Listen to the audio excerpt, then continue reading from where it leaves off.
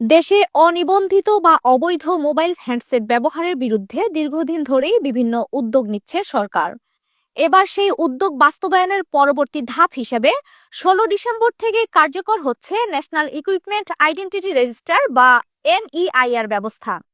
বাংলাদেশ টেলিযোগাযোগ নিয়ন্ত্রণ commission BTRC ইতিমধ্যে জানিয়ে দিয়েছে, নির্ধারিত তারিখ থেকে অবৈধ, অনুমোদনহীন কিংবা নকল IMEI যুক্ত মোবাইল ফোন আর নেটওয়ার্কে চালু রাখা যাবে না।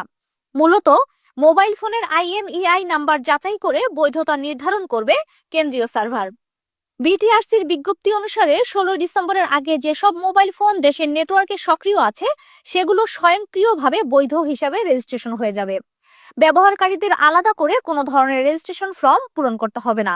অর্থাৎ দেশের প্রচলিত মোবাইল ব্যবহারকারীর ফোন বন্ধ হয়ে যাওয়ার সম্ভাবনা খুবই কম।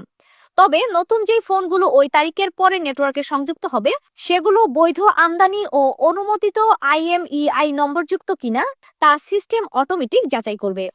যেসব হ্যান্ডসেট শর্ত পূরণ করতে ব্যর্থ হবে সেগুলো নেটওয়ার্কে সক্রিয় করা সম্ভব হবে না।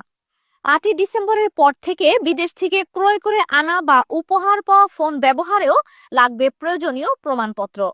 BTRC জানিয়েছে, ক্রয় রসিদ, কাস্টমস কাগজপত্র অথবা বৈধ আমদানির নথি না থাকলে সংশ্লিষ্ট ফোন নিবন্ধনের ক্ষেত্রে জটিলতা দেখা দিতে পারে।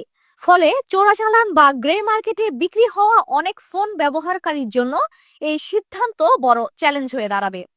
অন্যদিকে বাজারের অবৈধ চেন বন্ধ হওয়ার ফলে বৈধ আমদানি ও দেশীয় উৎপাদনের বাজার আরও প্রসারিত হতে পারে।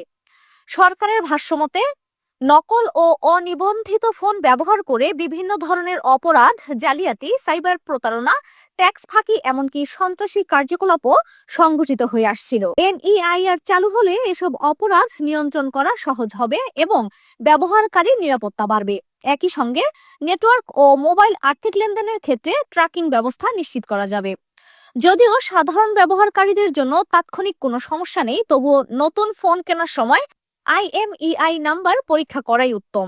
এজন্য প্রয়োজন হলে *#06# ডায়াল করে IMEI যাচাই করা যায়।